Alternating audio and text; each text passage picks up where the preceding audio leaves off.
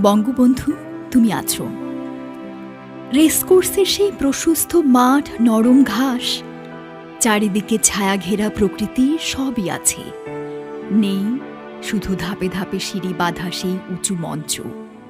সফল রাষ্ট্রনায়কের মতো তরতর করে যে মঞ্চে উঠে অনন্তকাল থেকে রচিত রাজনীতির মহাকাব্যের জোয়ারে তুমি ভাসিয়ে দিয়েছিলে কানায় কানায় ভরা জনসমুদ্র।